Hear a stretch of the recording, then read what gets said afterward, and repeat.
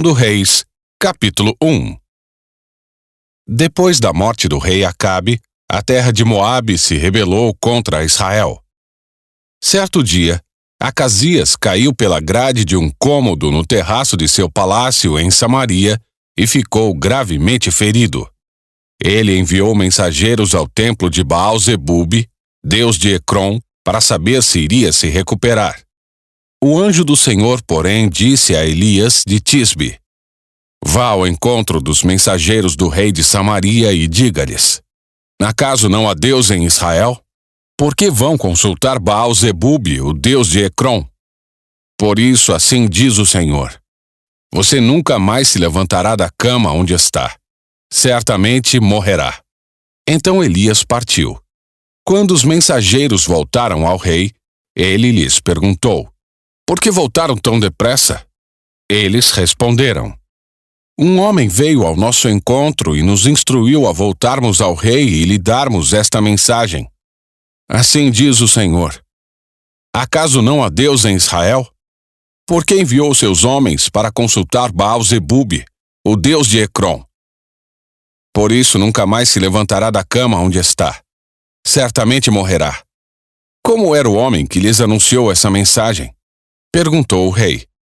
Eles responderam: Vestia roupas feitas de pelos e usava um cinto de couro. Era Elias de Tisbe. Exclamou o rei. Em seguida, enviou um capitão de seu exército com 50 soldados para prender Elias. Eles o encontraram sentado no alto de um monte. O capitão lhe disse: Homem de Deus, o rei ordena que você desça conosco. Elias respondeu ao capitão: Se sou homem de Deus, que desça fogo do céu e destrua você e seus 50 soldados. Então desceu fogo do céu e matou todos eles. O rei enviou outro capitão com 50 soldados. O capitão disse a Elias: Homem de Deus, o rei ordena que você desça imediatamente. Elias, porém, respondeu: Se sou homem de Deus, que desça fogo do céu e destrua você e seus 50 soldados. Novamente desceu fogo do céu e matou todos eles. Pela terceira vez, o rei enviou um capitão com 50 soldados. Esse capitão, porém, subiu o monte todo, ajoelhou-se diante de Elias e implorou: Ó homem de Deus, por favor, poupe minha vida e a vida destes seus 50 servos. Sabemos que desceu fogo do céu e destruiu os outros 2 capitães e seus grupos de soldados. Mas agora peço que poupe minha vida. Então o anjo do Senhor disse a Elias: Desça com ele e não tenha medo. Assim Elias se levantou, desceu e foi falar com o rei. Elias disse ao rei: Assim diz o Senhor: Por que enviou mensageiros para consultar Baal-zebub, o deus de Ecrom? Acaso não há Deus em Israel? Por isso você nunca mais se levantará da cama onde está. Certamente morrerá. Então Acasias morreu, conforme o Senhor havia anunciado por meio de Elias. Acasias não tinha nenhum filho para reinar em seu lugar, de modo que seu irmão Jorão foi seu sucessor. Isso aconteceu no 2º ano do reinado de Jeorão, filho de Josafá, rei de Judá. Os demais acontecimentos do reinado de Acasias e tudo o que ele fez estão registrados no livro da história dos reis de Israel.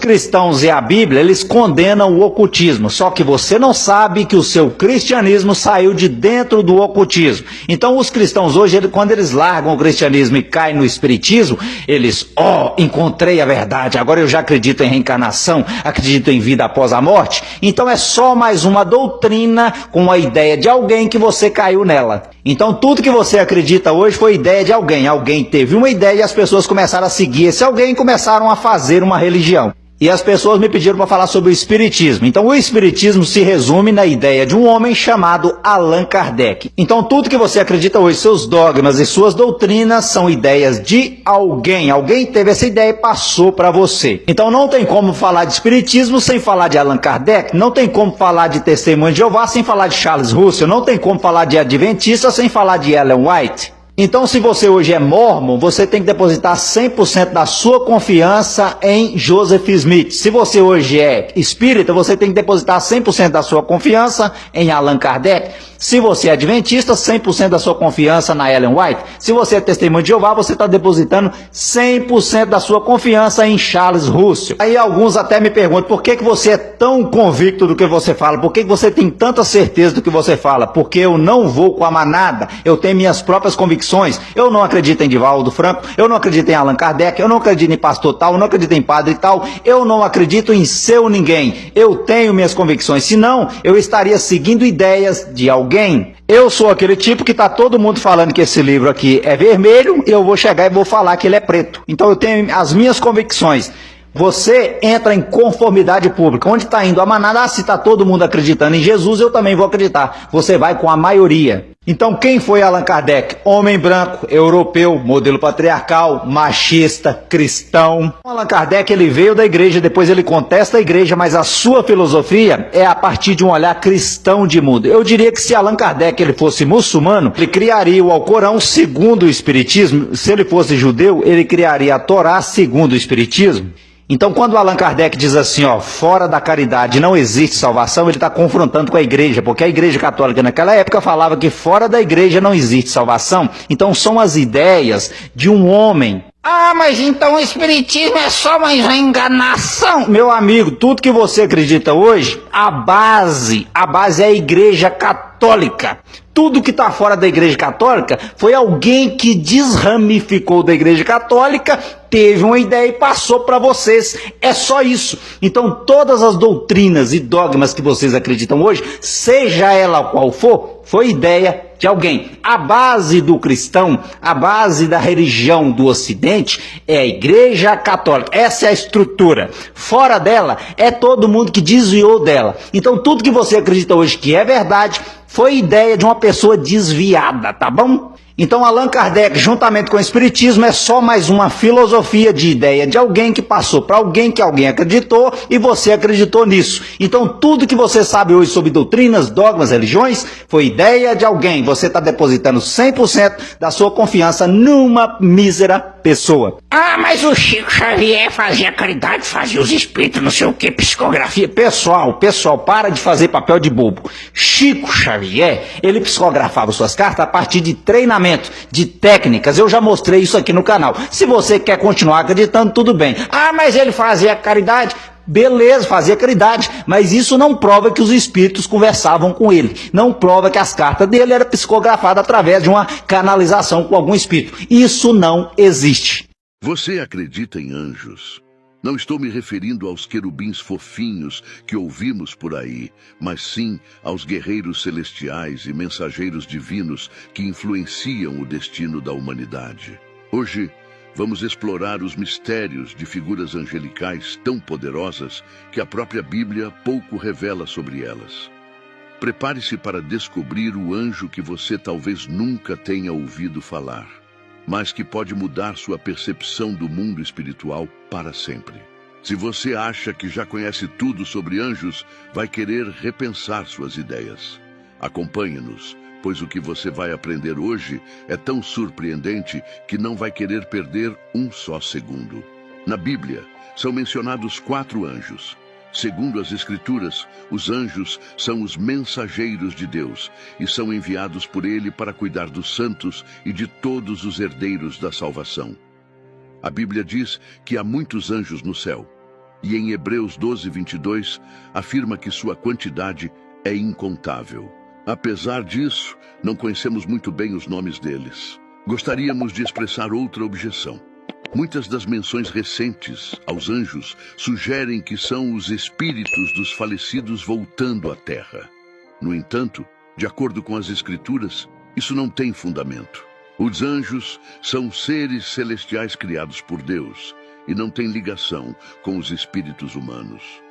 O Salmo 8, verso 5, afirma que fomos feitos um pouco abaixo dos anjos.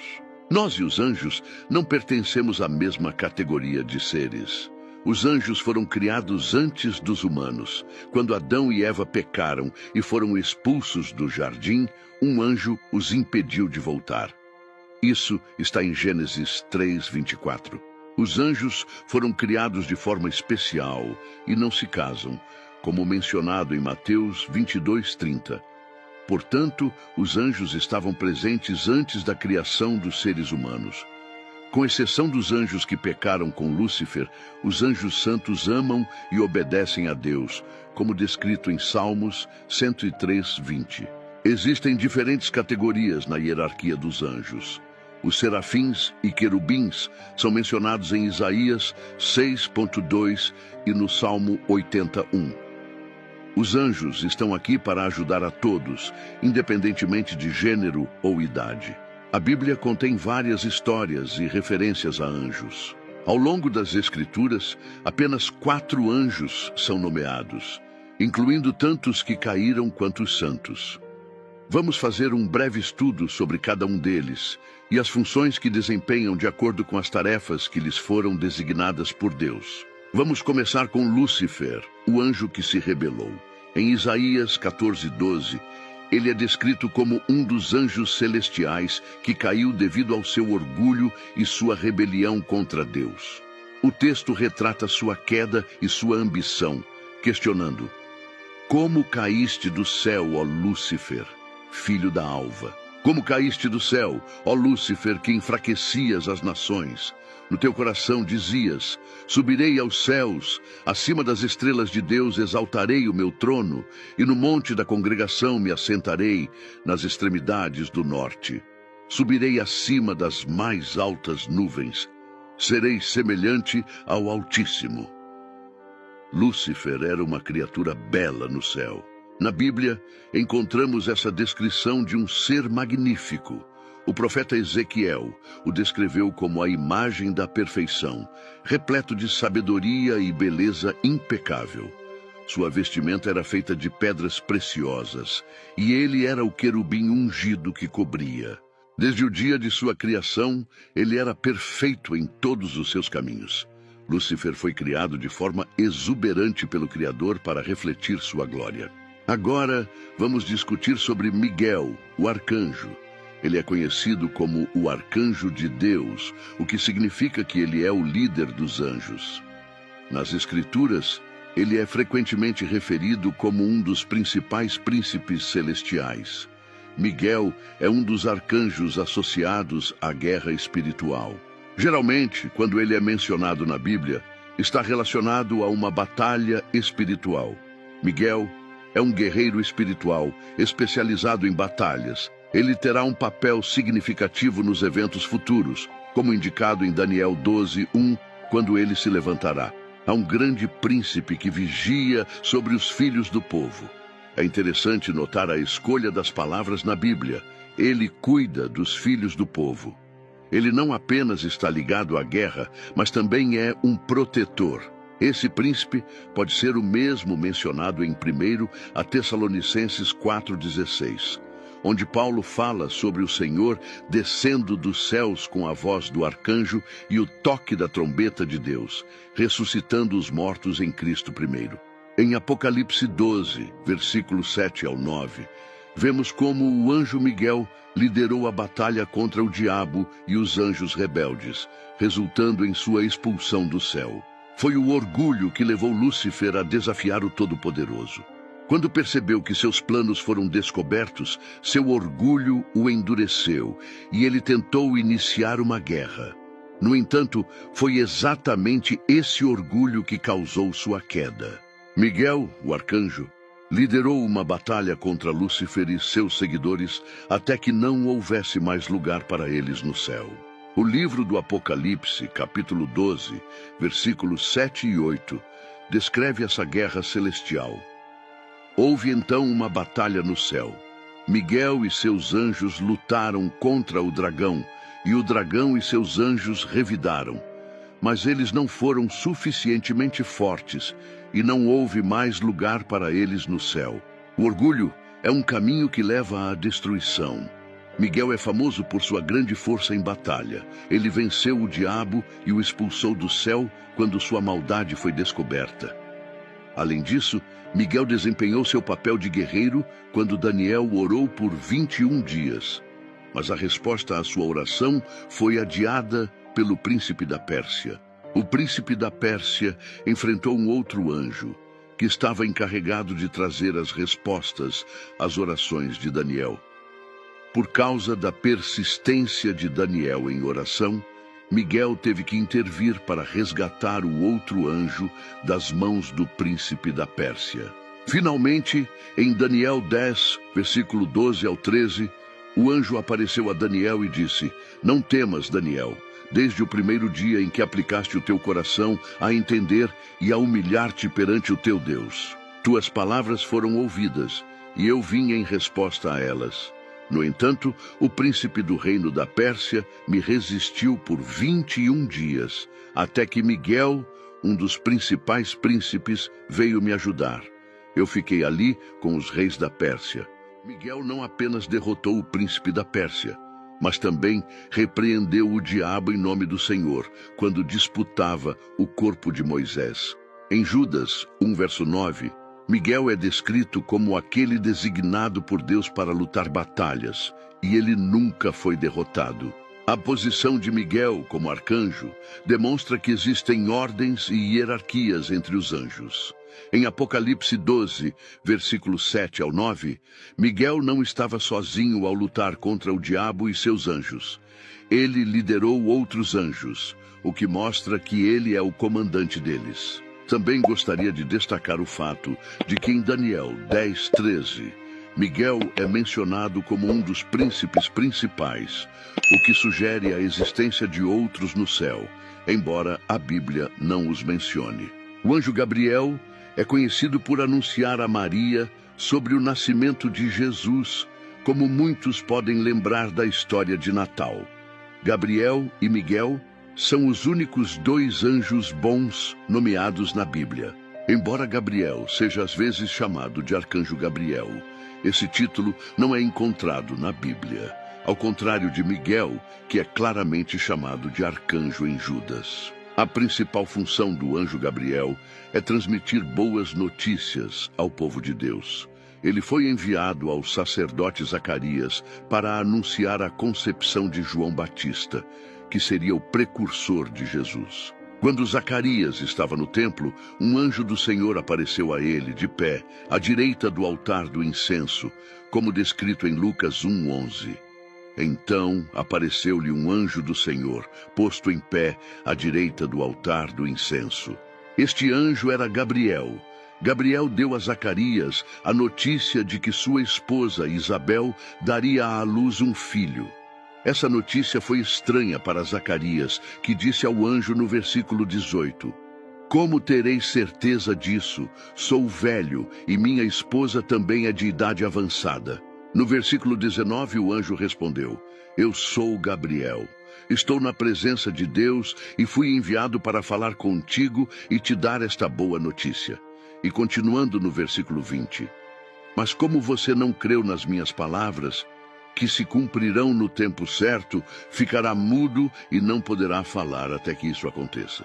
Também Gabriel foi enviado a Maria, que se tornou a mãe de Jesus, como descrito em Lucas 1, versículo 28 ao 31. E, entrando o anjo aonde ela estava, disse: Salve, agraciada, o Senhor é contigo, bendita és tu entre as mulheres. E vendo-o ela, turbou-se muito com aquelas palavras, e considerava que saudação seria esta. Disse-lhe então o anjo: Maria, não temas, porque achaste graça diante de Deus. E eis que em teu ventre conceberás e darás à luz um filho, e darás o nome de Jesus. Também foi Gabriel que apareceu a José, o noivo de Maria, em Lucas 1, 26, para pedir-lhe que não abandonasse Maria, pois sua concepção era do Espírito Santo. Cada vez que Gabriel aparece na Bíblia, ele traz boas novas às pessoas. Na sociedade, há uma representação equivocada de Gabriel como um mensageiro fofo e delicado, semelhante a um cupido. No entanto, quando Gabriel apareceu para Zacarias, Maria e Daniel, todos ficaram tomados de temor e medo. Em Lucas 1, verso 12, sobre Zacarias é dito: Zacarias, ao vê-lo, turbou-se e caiu sobre ele temor. E Maria, em Lucas 1, 29, ao ver o anjo, ficou perturbada com suas palavras e se perguntava que tipo de saudação era aquela. Em seguida, Daniel relata em Daniel 8, 17, que quando o anjo se aproximou, ele ficou atônito e caiu com o rosto em terra. O anjo teve que tranquilizá-los antes de prosseguir com suas mensagens. Agora, vamos falar sobre o último anjo mencionado na Bíblia. A maioria das pessoas desconhece sua presença na Bíblia, e muitos nem sabem que ele é considerado um anjo. Esse anjo, praticamente desconhecido para a maioria, aparece no último livro do Novo Testamento, o Apocalipse, e é chamado de Abaddon ou Apollyon. Poucos cristãos conhecem esse anjo chamado Abaddon, já que estão mais familiarizados com Miguel e Gabriel, que aparecem em várias passagens das Escrituras. Abaddon é o mesmo que Apollyon, e seu nome é mencionado em Apocalipse 9:11, que diz: E tinham sobre si, como rei, o anjo do abismo, cujo nome em hebraico é Abaddon, e em grego Apollyon. No Apocalipse 9:11, Abaddon não é uma localização, mas sim o líder dos gafanhotos. Embora muitos comentaristas tenham identificado Abaddon como o próprio Satanás, é mais provável que o anjo do abismo seja um dos príncipes e não o diabo. Efésios 6:12.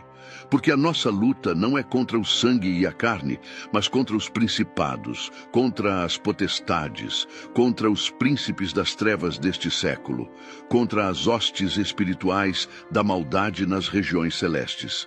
Ele é muito provavelmente uma dessas entidades descritas em Efésios. Embora Satanás tenha sido conhecido por vários nomes, Apollyon não é um deles. Abaddon parece ser um demônio que trabalha sob o comando de Satanás, governando um abismo cheio de gafanhotos que serão liberados nos últimos dias. Abaddon significa anjo destruidor. Ele é o anjo responsável pelo abismo sem fundo, onde o diabo será lançado, e é o líder dos gafanhotos que surgirão desse abismo. Espero que tenham achado este episódio tão fascinante quanto nós ao criá-lo. O mundo angelical é repleto de mistérios, e compreender essas entidades celestiais pode abrir portas para um entendimento mais profundo da espiritualidade e do universo em que vivemos. Lembre-se, o conhecimento é uma jornada, e você está no caminho certo com o Conhecendo o Evangelho. Se algo que aprendeu hoje o tocou ou surpreendeu, compartilhe seus pensamentos na seção de comentários abaixo. Queremos saber qual anjo chamou mais a sua atenção. Vamos fazer do... Você acredita em anjos? Não estou me referindo aos querubins fofinhos que ouvimos por aí, mas sim aos guerreiros celestiais e mensageiros divinos que influenciam o destino da humanidade. Hoje, vamos explorar os mistérios de figuras angelicais tão poderosas que a própria Bíblia pouco revela sobre elas. Prepare-se para descobrir o anjo que você talvez nunca tenha ouvido falar, mas que pode mudar sua percepção do mundo espiritual para sempre. Se você acha que já conhece tudo sobre anjos, vai querer repensar suas ideias. Acompanhe-nos, pois o que você vai aprender hoje é tão surpreendente que não vai querer perder um só segundo. Na Bíblia, são mencionados 4 anjos. Segundo as Escrituras, os anjos são os mensageiros de Deus e são enviados por Ele para cuidar dos santos e de todos os herdeiros da salvação. A Bíblia diz que há muitos anjos no céu, e em Hebreus 12:22 afirma que sua quantidade é incontável. Apesar disso, não conhecemos muito bem os nomes deles. Gostaríamos de expressar outra objeção. Muitas das menções recentes aos anjos sugerem que são os espíritos dos falecidos voltando à Terra. No entanto, de acordo com as Escrituras, isso não tem fundamento. Os anjos são seres celestiais criados por Deus e não têm ligação com os espíritos humanos. O Salmo 8, verso 5, afirma que fomos feitos um pouco abaixo dos anjos. Nós e os anjos não pertencemos à mesma categoria de seres. Os anjos foram criados antes dos humanos. Quando Adão e Eva pecaram e foram expulsos do jardim, um anjo os impediu de voltar. Isso está em Gênesis 3:24. Os anjos foram criados de forma especial e não se casam, como mencionado em Mateus 22:30. Portanto, os anjos estavam presentes antes da criação dos seres humanos. Com exceção dos anjos que pecaram com Lúcifer, os anjos santos amam e obedecem a Deus, como descrito em Salmos 103:20. Existem diferentes categorias na hierarquia dos anjos. Os serafins e querubins são mencionados em Isaías 6:2 e no Salmo 81. Os anjos estão aqui para ajudar a todos, independentemente de gênero ou idade. A Bíblia contém várias histórias e referências a anjos. Ao longo das Escrituras, apenas 4 anjos são nomeados, incluindo tantos que caíram quanto os santos. Vamos fazer um breve estudo sobre cada um deles e as funções que desempenham de acordo com as tarefas que lhes foram designadas por Deus. Vamos começar com Lúcifer, o anjo que se rebelou. Em Isaías 14:12, ele é descrito como um dos anjos celestiais que caiu devido ao seu orgulho e sua rebelião contra Deus. O texto retrata sua queda e sua ambição, questionando: como caíste do céu, ó Lúcifer, filho da alva? Como caíste do céu, ó Lúcifer, que enfraquecias as nações? No teu coração dizias: subirei aos céus, acima das estrelas de Deus exaltarei o meu trono, e no monte da congregação me assentarei, nas extremidades do norte. Subirei acima das mais altas nuvens, serei semelhante ao Altíssimo. Lúcifer era uma criatura bela no céu. Na Bíblia, encontramos essa descrição de um ser magnífico. O profeta Ezequiel o descreveu como a imagem da perfeição, repleto de sabedoria e beleza impecável. Sua vestimenta era feita de pedras preciosas, e ele era o querubim ungido que cobria. Desde o dia de sua criação, ele era perfeito em todos os seus caminhos. Lúcifer foi criado de forma exuberante pelo Criador para refletir sua glória. Agora, vamos discutir sobre Miguel, o arcanjo.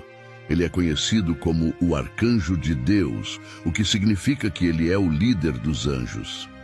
Nas Escrituras, ele é frequentemente referido como um dos principais príncipes celestiais. Miguel é um dos arcanjos associados à guerra espiritual. Geralmente, quando ele é mencionado na Bíblia, está relacionado a uma batalha espiritual. Miguel é um guerreiro espiritual especializado em batalhas. Ele terá um papel significativo nos eventos futuros, como indicado em Daniel 12:1, quando ele se levantará. Há um grande príncipe que vigia sobre os filhos do povo. É interessante notar a escolha das palavras na Bíblia. Ele cuida dos filhos do povo. Ele não apenas está ligado à guerra, mas também é um protetor.